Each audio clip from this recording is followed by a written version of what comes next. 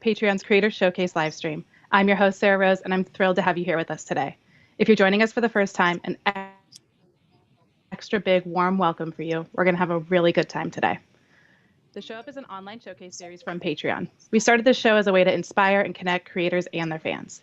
Each week, we pick a new topic and invite a hand-picked group of creators to showcase their work and tell their stories. So far, we've explored topics like art and illustration, Dungeons and Dragons and gaming, and my personal favorite, the Art of Protest Edition, where we learn from creators on the forefront of social change. You can watch all the past episodes right here on YouTube or tune in live every week. Now, if you enjoyed today's show, which I'm pretty sure you will, you can sign up for our really special RSVP list at events.patreon.com. There you'll get updates on upcoming showcases like this, events, and workshops all from Patreon. Or you can subscribe to our YouTube channel. You know how to do that. Hit that bell icon right below, and you'll get notified with each new episode. This week, it's our It's Criminal edition. Over the past few years, swarms of true crime enthusiasts, just like us, have gathered online in extraordinary ways. From podcasts to documentaries, fans are tuning in more than ever to experience their favorite hosts shine a light on some of the darkest stories out there. If you've joined us before, you know that one of the things that makes the show up so special is you, the audience. This show is live and interactive, and the place to be throughout the show is in that chat window. I've got it open right over here, so I'm going to be checking with you guys throughout the show. So let's kick it off with a little bit of a warm-up. Open up that chat window and let me know, what was the first case or killer that got you truly obsessed with true crime? As those answers roll in, I'll tell you a little bit about our guest today. We have an awesome lineup of creators that I'm really excited about. We're going to kick off the show with Patrick and Jillian from True Crime Obsessed. We'll talk about their creative careers, dive into some of the darkest stories they've covered, and take questions from you at home. Then we'll check in with Paul from True Crime Enthusiast for a much requested AMA. If you've got a question, you know what to do, pop it in the chat and we'll ask it live on air. And then we'll close out the show with something a little fun with Saruti and Hannah from Red Handed. They've got a one-of-a-kind true crime mini game show. All right, I'll be honest with you all. I'm really excited about today's show. I'm personally a big true crime enthusiast myself, and I've been helping produce the show behind the scenes for the last few weeks. And this is my first time coming on air with you all. So it's really fun to be here, and I can't wait to tell you a little bit more about these creators. All right, I'm going to check in on the chat, see what you guys are all talking about. Erica says her first one, this is a classic, was Charles Manson. I think all of us can relate with that. Joe P says Memphis 3 was his first. It's an intense one. And Diaz said Elisa Lam. Ooh, I love that case. All right, so it looks like you guys get how the chat works, but in case it wasn't super clear, remember that we are live. We want to hear from you. Don't be shy. Give us your thoughts. Give us your questions. I'll be checking it throughout the show.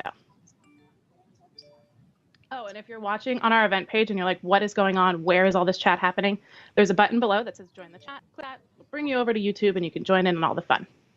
All right, now that you have a lay of the land, let's get this show going. Our first guest today are hosts of the wildly popular true crime comedy podcast that you need in your life. Listeners tune in each week to hear their take on trending stories like Abducted in Plain Sight and Fire Fraud, as well as classic documentaries like Tower and Jesus Camp. The podcast has recently been featured in the New York Times and Vulture and has sold out live shows across the United States. He began his podcasting journey in 2013 as the creator, co-producer, and host of the popular Theater People podcast, a podcast that features full-length interviews with Tony winners, Broadway legends, and theater's brightest stars. And she has over 15 years of experience in the entertainment industry and is a content creator through and through. She is an actor, a voiceover actress, an on-camera host, a podcaster, an editor, a writer, a SAG producer, a showrunner, and as if that wasn't enough, she's also the host and creator of the Hamilcast, a podcast featuring creators and cast members from America's favorite musical, Hamilton. Everyone, please join me in the chat. Let me see those emojis. Let me see clapping hands or your favorite murder mystery thing. Give a very warm welcome to Patrick and Jillian from True Crime Obsessed. Hi, guys. How's it going? Hello. Hi. Hello. How are you? Thanks What for an having intro. us. Thank you so much for having us. Wow. Thank you so much for being here. It's really great to have you on. We've got a really international show today, so I'm checking in with everybody. Where are you calling in from? We're in New York City. I'm Midtown West. Jillian is elsewhere in the city. I'm Upper East Side. Lovely. Well, thanks for calling in with us. So we're going to do a little deep dive into your creative careers and talk about some of the recent shows that you've covered. And of course, check in with our fans at home. So like I've said a few times, don't forget to put those questions in the chat if you've got them for Patrick and Jillian. So I'd love to start at the top with those creative careers. I know you both have had extensive careers in podcasting and content creation, but I'd love to know more about how your worlds collided. Where did this idea for True Crime Obsessed come from? And was there a moment where you were like, hang on, this is a really good idea. We should totally do this? Well, so Jillian and I both come from the Broadway podcasting world. And so I had been making a podcast. She continues to make her excellent podcast. And we just sort of met that way. And I always, tell the story that, we met when I was in my late 30s. I'm married. I have a kid. She's married. It's weird to meet somebody at that point in your life that you're like, oh, you're a new person I want to invest in being friends with. But Jillian was totally that for me. And we started just hanging out and going to happy hour or whatever. And it just sort of worked out that we discovered that we both love true crime. We wanted to have an excuse to hang out more and make something together. And, this slowly evolved from an idea that was like, at first we were going to solve the Zodiac. That was like our big serious thing that we were going to do.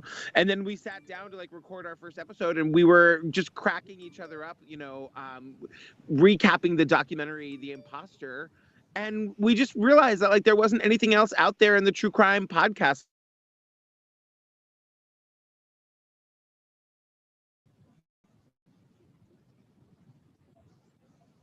space that sort of was doing that thing. And so we were like, this is it. This is our original idea. We're going to see if it works.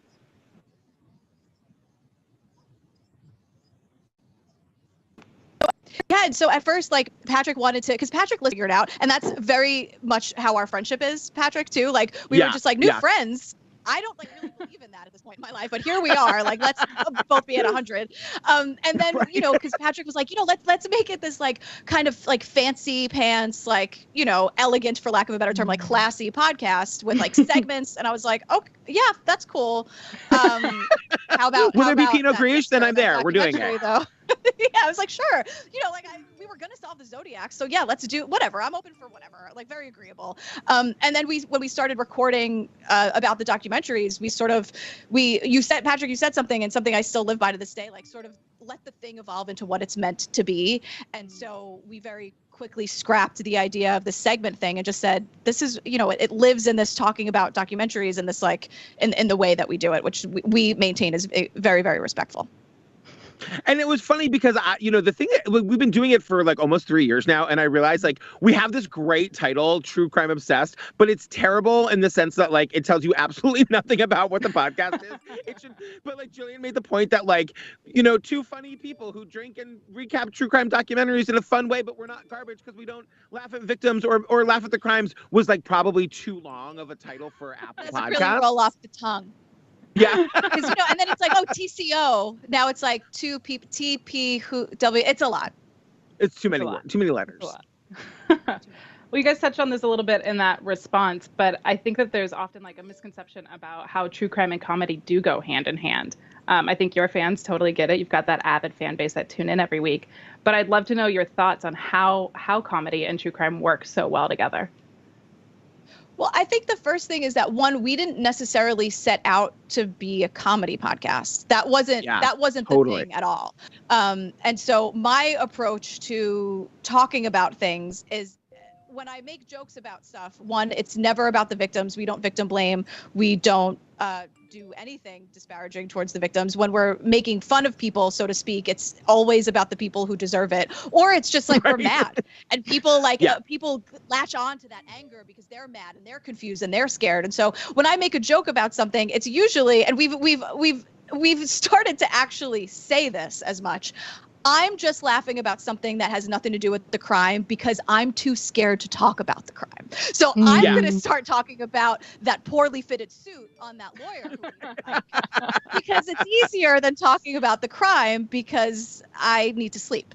So that's sort of how it happened. So that's the other thing, the misnomer of True Crime Obsessed, which isn't a misnomer at all, but when we get bad reviews or negative reviews or people saying bad things about us, you can tell when they've never listened to the podcast because it's two people laughing at murder. how dare they? And it's like, I've never laughed at murder once in my life. And the thing that always surprised, so two things. Number one, when Jillian and I first started doing this, we truly didn't know each other that well. We were new friends. We started hanging out. We were like, well, let's try. We're both podcasters. We know how to do this. Like, back in the days when you could like actually be in the same room with somebody, I was like, come over, let's like watch a thing and then talk about it. And I fully expected it to be a nerdy NPR style, like highbrow conversation. And Jillian was just cracking me up. And so you can hear in our early episodes, I'm like laughing away from the mic and I'm like, are we allowed to do this? And then when I went back and re-listened to it when I was editing the first episode, I was like, this is great. And like, no one is doing this, And the thing that we've really settled on is that like, it's sort of our role to inject humor into these cases as a way of making it easier for people to know about them and talk about them. Because I think the real value that we add, that a lot of podcasts add, we just add it differently, is keeping these cases alive, keeping people talking about them, especially when it comes to cases of, unsolved cases, things where people out there listening could actually have the tip that solves the case. And it's like, if we make something that's a little bit lighter, that's a little bit easier to listen to, then maybe people will listen and know and keep talking about it. And I think we sort of slid into that space, and we sort of keep that in the back of our heads always as like our mission. That's what we're really trying to do. Yeah, really, and wrongful convictions too, and cases that from communities that people don't really talk about. So we're really into just spreading the word, really. And thank you for saying that. It was going to be highbrow, but then I came along. It all changed. Well, I was gonna one other thing I was just gonna say too was like, yeah, we do try to talk about like communities of color that don't get enough representation, and these cases that are these horrible cases. But from time to time, we are gonna talk about like Grizzly Man and that guy that just went to live with the Bears, or like just like rich white men and their white collar crimes and how bananas they are. We just drag them for 90 minutes. So like, there's that too, right? Where we contain multitudes. GP. Well, also like I can't imagine the podcast. I know. Sorry, I'm sorry. No, I can't imagine the podcast without your laugh, Patrick. Like I feel like your laugh is like a soundtrack to the entire podcast. Like somebody who listens to it, we're so used to hearing that. And what would the show be without that backdrop? Thank you. I sometimes I like sometimes it's too much. Sometimes I can understand more. Sometimes we'll get feedback that people are like, I really like them, but like his laugh is a lot, and I'll just tweet back like, well, we're not for everyone, girl. It's okay. Yeah, definitely. And I think that you touched on something like really important, that the humor makes it approachable for people who maybe don't live in this world all the time or feel as safe diving into those details. And Jillian, your note about like talking about someone's suit or the weird backdrop in a scene, it just makes it like a little less scary. I totally identify with that. And I think that's why people love tuning in with you guys, because it feels really approachable. It feels like how I feel about it when I go through a case. We always tell people that like worlds to us. Yeah, and we always say that like when we're trying to like describe what the podcast is, it's like, when you watch the Ted Bundy tapes alone at 2 a.m. and everyone in your house went to sleep and your family and your friends sort of think your true crime obsession is weird anyway, and like you finish watching it and you have so much you want to say. I'm like, that's where we come in, you guys. Like that's our role. Put us on and we're gonna say all the things that you're thinking, or like you can like just shout into your iPhone or whatever while you're listening to the podcast. Like that's really our role, is to be your companion when all your friends and family think your true crime obsession is weird. You're like our true crime BFF. Exactly. Yes, I always say it's like, I have two very different, the Hamilcast is very much incredibly myself, but in a different side of myself. And so I don't censor who I am ever, which is bizarre for people who listen to both because I'm very different. But I always say that True Crime Obsessed is like just inherently me, and like all the things that I shouldn't say at the dinner table, but I say it into a microphone as like a little bit of therapy, and people relate to that because whether at 2 a.m. when their family went to sleep, they're saying, wait, what? Wait a second. And then we get to say it into a microphone, and then they get to hear it. Although we have been encouraging people to pull over when we get to especially infuriating parts of documentaries. Our listeners' safety is paramount. So we don't want anyone to get and like the safety of other drivers on the road. We're like, it's early in the episode, guys. Find a rest area. We got a lot of yelling to do this week. I'm sorry to do this so soon, but you know what? Just don't drive and listen. I know. Save it for laundry. We're thinking about you. Yeah. I love that. Well, a lot of questions came in while you guys were telling us all about that. And this one's my favorite. We had a few people, Samantha and Lucinda, both asked, can you do your intro live? We'd love to see it happen live. This song? There might be a delay. Yeah. Okay, we'll try it. Swing it. Okay. All right, ready? Jillian. Oh, ready? Okay, ready? Jillian Pensavalle. Patrick Hines. Banana. Banana. I don't know who went first on the banana, but one thing we haven't been able to figure out in quarantine is how to do that without the delay. Like the delay is kind of killer. Yeah. Again, they love it. On the move. There's like a bunch of bananas. Oh, that's so great. Echoing. All right, we've got another question for you. Erica wants to know if you guys have any tips on starting a true crime podcast and how to get such a large avid audience like you have. Her and her partner are about to start their own true crime podcast. I mean, we've been at this for... You go, girl. You go. You go. I was just gonna say...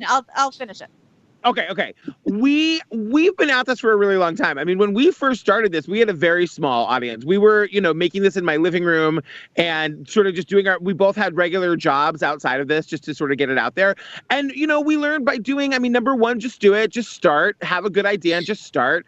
And then, it's just that thing of like, be super invested in your listeners. I always say you grow an audience one listener at a time, respond to every email, respond to every tweet, have cool social media, go live on Instagram, like just engage and interact, especially in this time when people really are looking for engagement with other people. Like now is a real opportunity when we're all locked in our houses to really connect with people that you want to listen to your show, be available, be kind, now it's always been a thing of mine that like when other podcasters reach out to me for advice or help, I always try to respond. I always try to answer. I always try to offer whatever I can because we all started with no audience at some point and other people helped me. And now I try to pay that forward. So yeah, that's my advice.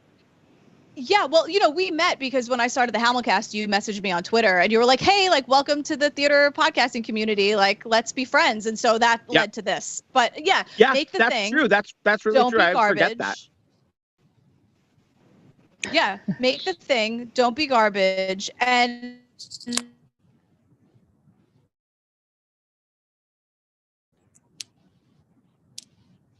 also,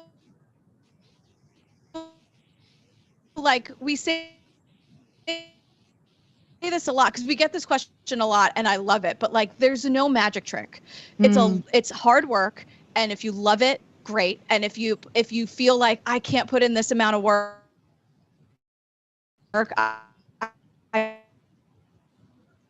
kind of don't love it anymore, that's totally okay. But like there is no like checklist. And make something cool. And make something cool and something original. And like, the other thing too is like, it's important to be original. And that doesn't mean that you can't make a podcast that's similar to another podcast out there. You absolutely can do that.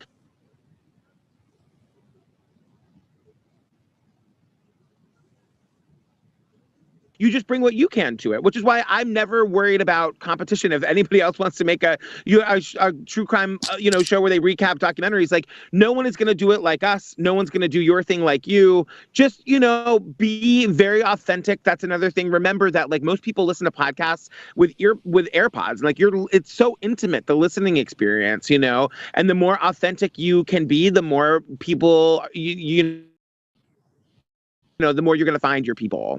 That always. Yeah. Always. Don't be garbage. Rule number 1. So I'd love to take a chance to dive into one of the most recent series that you've covered on your Patreon page. And I think that if anybody who's tuning in is a true crime fan, they'll be really aware of this one. We're going to talk about I'll Be Gone in the Dark and the HBO series based on Michelle McNamara's stunning book about the Golden State Killer.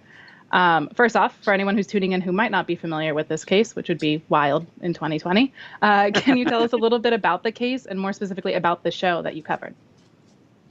Yeah, I mean, the series All Be Gone in the Dark really, it tells two stories, the book and the documentary. It tells the story of Michelle McNamara, a true crime writer who became fascinated and obsessed with a man who was a rapist and a murderer who kind of worked in various places worked, I said, oh my God, who like attacked and like did his, his evil deeds in various places in California. They were able to sort of connect them and sort of realize they were all the same person. Michelle McNamara gave him a name, the Golden State Killer. And so the book and the series is sort of her journey trying to solve the case, literally. But it's also about her own, like, sort of downfall due to her addiction to, Xanax and painkillers and opiates that she sort of became addicted to as a way of self-medicating, processing all of the horror that she was dealing with. So the series sort of tells both stories: the hunt for the killer and Michelle's work and ultimately her death. Yeah, I think that you touched on that really well. The series does an amazing job of both tying in Michelle's story and the story of the Golden State Killer. And I read both the book and watched the series and have been following along with this case, since he's been arrested. But I wonder if you have any insight into what you think it is about Michelle's writing and about her story that really pulls people in and stands out from other true crime writers. Well, I think something that's been really important that I have sort of latched on with this is the like intense care and honesty with how the survivors were discussed and shown. And I think Michelle did that. It wasn't, she humanized this, and it wasn't about, we don't do this on our podcast either. Like, we don't glorify or romanticize any of this. Like, this is all very terrible. And so I think Michelle did that in her book incredibly well. And I think it sort of let people peek behind the curtain of something so terrifying and truly the stuff of nightmares in this very real, personal way. These were people. They have names, pseudonyms in the book, but they are real. And so then for them to become real, and we see, Chris Pedretti and Melanie and the social worker and all of the, Bob and Gay, and we see them here speaking, telling their story, and it's done so well. And in this crazy twist, Patrick Earl, I didn't even tell you this. So on the Hamilcast, I spoke to the editor of the Hamill film that's on Disney Plus right now.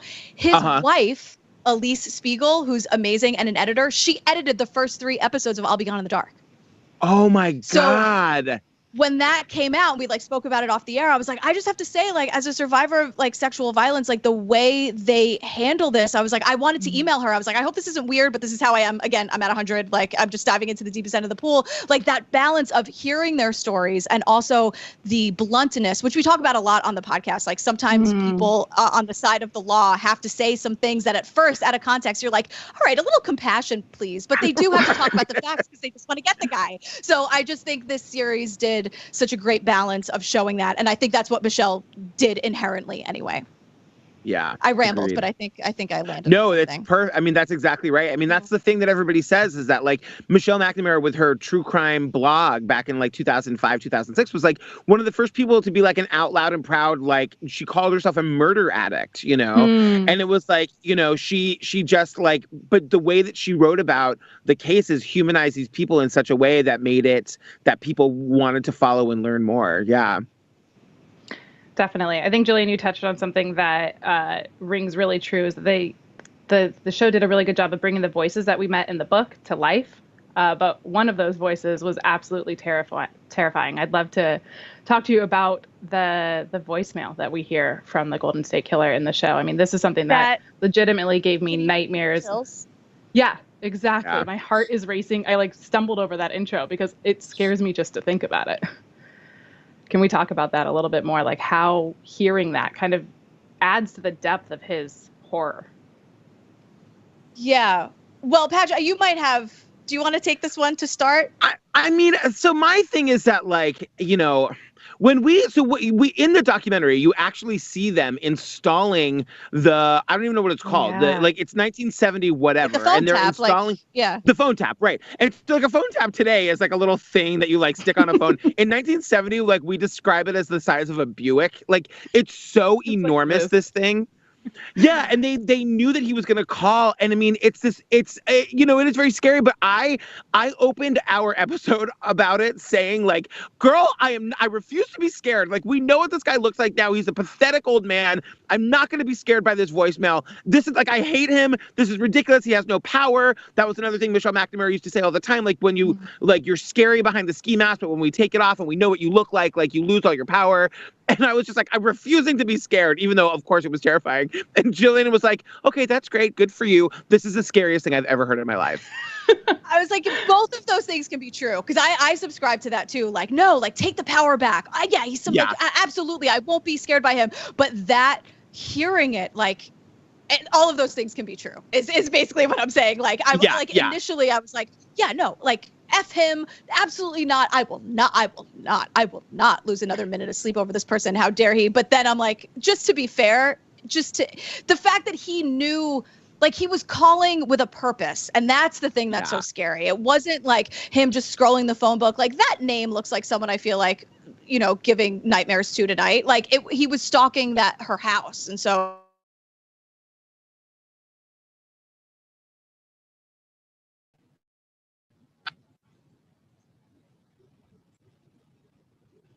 when the context of it comes in,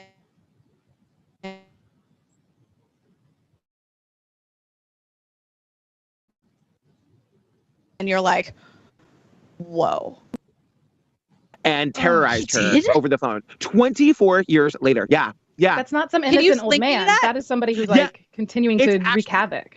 Totally. It's in one of the most effective things in the book and in the film is the thing that Michelle wrote called Letter to an Old Man, which is basically her writing a letter to the Golden State Killer saying, like, this is how this is going to end for you. I'm getting chills. Oh my God. The way they do this in the film is so effective.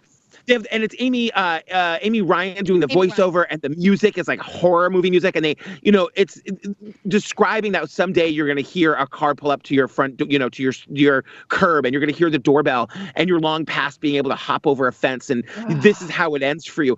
But it's actually, the Letter to an Old Man is much longer than they read it in the documentary. And I was rereading the full thing today, and it's in there that 24 years after he attacked this woman, he called her again. Like in the 80s. And I mean, it's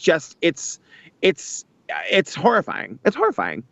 Yeah. So when you roll into the courtroom looking all meek and you can't even spit out your name and I'm not buying any of it. No, and even if you are, like I said in this week's episode, even if you are some pathetic weak old man, good. Right. Yeah. I feel nothing. Agree. Yeah. You deserve that and so much more. Yeah. Right. Yeah. So while we were chatting, we had a few more questions come in. Rebecca wants to know, what is your favorite DNA solved cold case? What does DNA mean? Oh. Like, where DNA helped solve the case? Oh, DNA. Oh, sorry. I was like, DMA. God, I don't know that much about it. I mean, I guess I would say the Golden State Killer, and mostly because it was so fascinating to watch the process. So they don't get into the process as much in the book because the book is being written in real time. And they solved it after the book was published. But watching the way they put these DNA profiles together and how they use the genetic genealogy to go all the way back through the ancestry and to find the common ancestor, and then do like the forward mapping to find out, and like watching them in real time, narrowing it down to 9 guys and then down to 6 guys. And it's like, it is so, I'm like not a science person at all, but it was so fascinating to watch that. Yeah, I would say, and it's, it's only half done, but, the West Memphis 3, which is a case that's very personal and close to my heart, they had to take the Alford plea, but it was DNA that said, no, they were not here. It was DNA that proved that they were not there. And so then they could get the Alford plea. So that to me it's not like a full answer, because I would love for prosecutor Scott Ellington, you can Google his phone number and call him and demand that the case be reopened and these men could be exonerated. But his name is Scott Ellington. That's Scott Ellington. Give him a Goog, figure it out, call him up. But that was very helpful, where it proved like, no, these 3 men weren't there. So like, that's a step, Yeah, that's what's really great about these cases, is that the DNA is helping both solve and free people who didn't do something, like it's proving that they were innocent. Yeah. It's amazing. We've got another one from I think it's Nicole. In terms of episode prep, do you find yourself getting lost in the content or even like scare yourself a little bit? True crime can be pretty hard going. Has there ever been a case that never left you, that sticks with you every day? Oh, many. Yeah, I definitely can get scared, like, you know, watching a documentary and like, you know, prepping for the episodes. I try to stay really focused. I mean, I try to not Google stuff or whatever until like later. I mean, most of the documentaries we cover are really great and they have all the information in them. But yeah, I mean, you know, like the Maura Murray case never left me. I think about that all the time. I've gotten to know some of the people close to that case and even Maura's sister, Julie, a little bit. And, you know, like I think about the Abducted in Plain Sight case all the time. Like that's another one that never really left me. Really, all of them. I mean, and I was saying to somebody yesterday, we just recorded our take on episode 5 of I'll Be Gone in the Dark, and for the first time ever, I like actually broke down and cried recording an episode. That's never happened before, because it deals a lot with Michelle's death and, you know, how they had to tell her 6-year-old daughter, and I have a 6-year-old daughter. And so, you know, I at the same time, I think that, you know, I'll Be Gone in the Dark is one of the best made things ever. And it's also like maybe the hardest thing that I've ever watched and had to cover for my job. That episode was so heartbreaking. And also I was like, I want to be best friends with Patton Oswalt now. Like, just such an amazing, supportive husband, and he's such a rock. So we talked about this a little bit earlier, but we talked about naysayers, but I'd love to go kind of in the opposite direction with all your fans tuning in today. We know true crime fans run really deep. Even at Patreon, we have a private group called Cults, Murders, and More with like 30 folks who we just like share every story. And like when you guys have a new episode come out, we post it in there. I would love to know your take on like... Thank you. Yeah. I know. I'd love to know what your take is on like why true crime brings us together. I want it like fear, like no, hold on, now bear with me. I think it's people want to talk about. I think talking is very helpful. I think therapy is very therapeutic. Is that? I know. I think talking about it and hearing it and I hate to use the word casual. We're not casual about these things, but to hear it in a way like exactly like, oh my God, I just screamed that at my television last night when my family was asleep at 2 a.m. and hearing us talk about it in that way. And so I think that people want to safely discuss fears and anxieties they have. And sometimes it makes it worse. Like we were just talking about, like there are cases absolutely that stay with me. If it's a case that we're dealing with for a couple weeks and it's especially triggering for me, then it's hard, but like you get through it. And I get incredible messages from our listeners thanking me for saying like, this is my experience with this is my experience with that. And you know, it's okay. We're going to be okay. And we're going to talk about it in whatever way we can. And so I think people kind of want to say, this terrifies me, but I also want to talk about it because like, again, like our best friend, Patton Oswalt says, like, putting it out into the light doesn't let it fortify inside you. And it doesn't let it, if you just stay alone at 2 o'clock in the morning by yourself, and then it becomes very real and it could completely overcome you. When it is out into the light, then I think there is a feeling of control over it.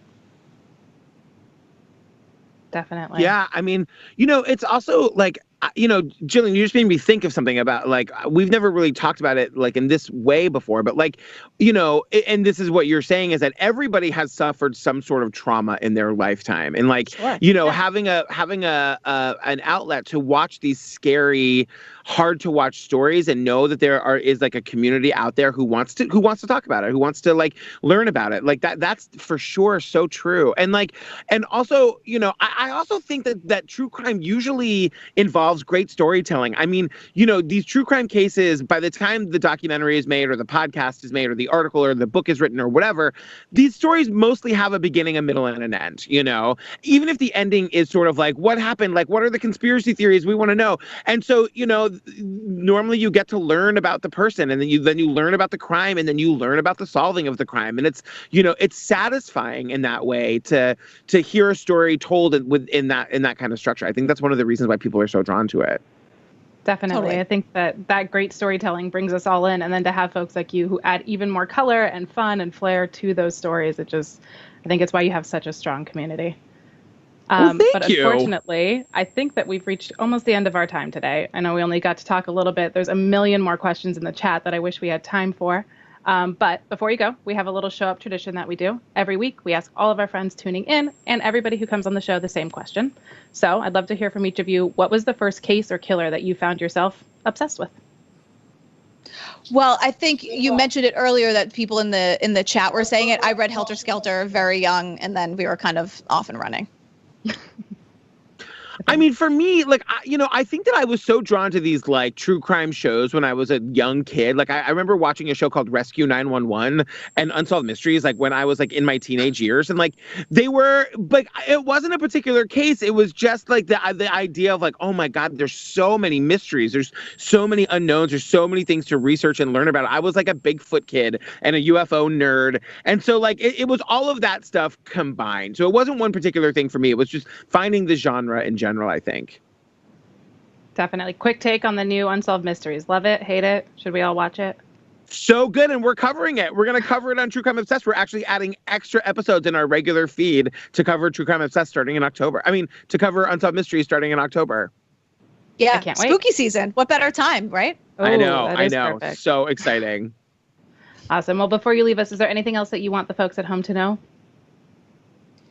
No. No, we love you. Thank you. Yeah. Don't be garbage. Be nice. Yeah. Wear a mask. Wear a mask. Wear it. That's important. Wear your mask. Tune in. Well, thank you so much for coming by. I hope you guys both have a great weekend. Thanks. You too. Thank you so much. All right. Bye. Bye. Okay, friends at home, if you want to learn more about Patrick, Jillian, and True Crime Obsessed, be sure to check out their Patreon page. You can find it below in our description or in the chat, and as always, on our event page. Our next guest is the host of a weekly One Man and His Mic, matter-of-fact, straight-talking podcast. He originally started the project as a weekly written blog in 2016 and has now made the jump into the world of audio. Each week, he takes an in-depth look at true crime cases from the UK and Ireland, both solved and unsolved crimes, with a focus on the lesser-known and more obscure cases. Everyone, please join me with a warm welcome for Paul from True Crime Enthusiast. Hey, Paul. How you doing? Hi, Sarah. Good to speak to you. Hello, everybody. You all okay? We're doing great. Happy to have you here. Where are you calling in from today, Paul?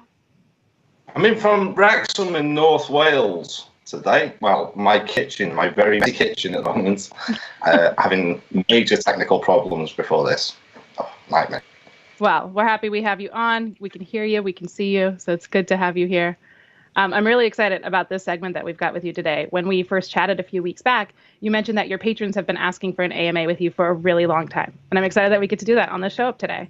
But before we jump into their questions, I do have a few questions of my own to ask you. For our friends at home who might not be familiar with your work, can you tell us a little bit about how you started True Crime Enthusiast? Well, I've always been into true crime. It's my genre to go to read. And many years ago, I had a bit of a relationship breakup. I needed something to focus on, and I decided to sort of. I've always been into writing. I do amateur dramatics as well, so I'm a writer for that. I needed something to throw myself into, so I decided to start writing a blog about true crime, which kind of took off. And then podcasts just blew up a few years back. They just seem to go crazy. There's another show in the UK True Crime, great guy Adam, and he was inviting people to write episodes for the show. So I decided to research and write one.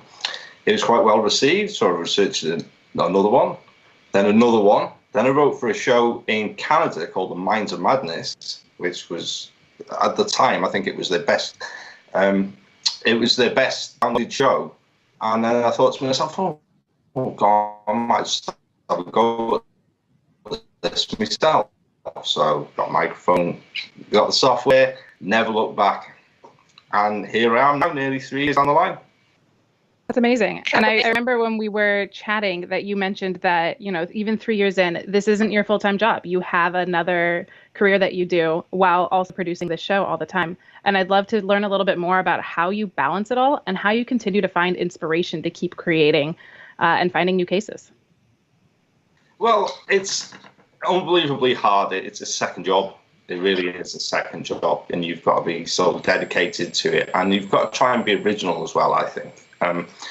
Because I'm a key worker, I've been in constantly through lockdown, more so in fact, so it's been extra hard.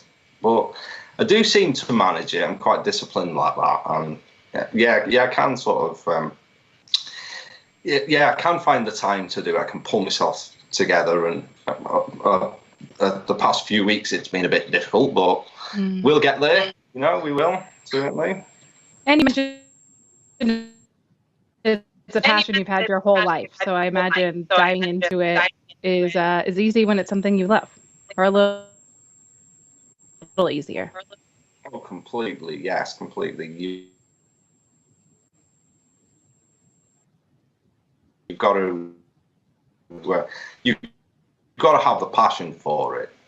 You know,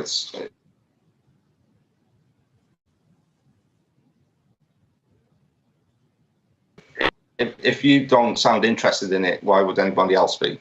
That's why. Definitely. Yeah. And you do those deep dives that I think really show the care and the passion that you have for it. So I don't want to keep your fans waiting too much longer. I want to jump into some of these questions, but a quick reminder for all of our friends tuning in at home that you're welcome to join in this AMA too. So if you've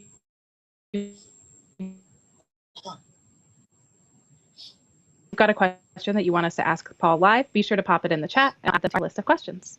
So up first, we've got a question from your patron, Christine Wood. She asks, what resources do you use for research? And which also pairs well with another question from your patron, which is how do you find the cases that you choose to cover? Right. Well, thanks very much, Christine. I have a massive library. I really do. I've built it up over years. It must be 500-600 books.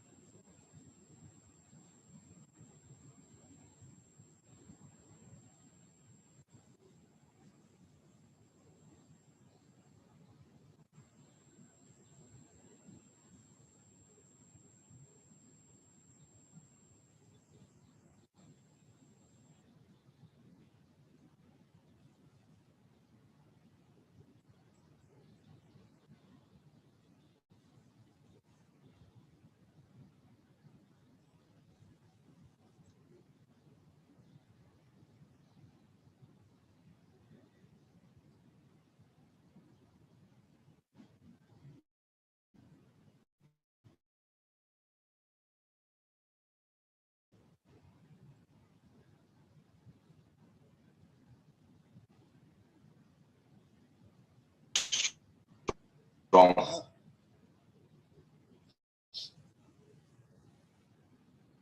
I proper deep dive into these things, but I like to choose something that I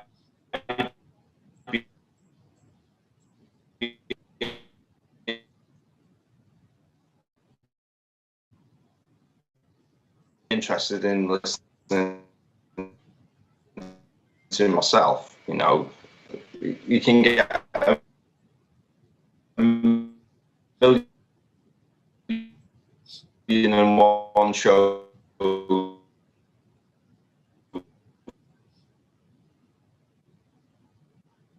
about a high profile case, but I'd much rather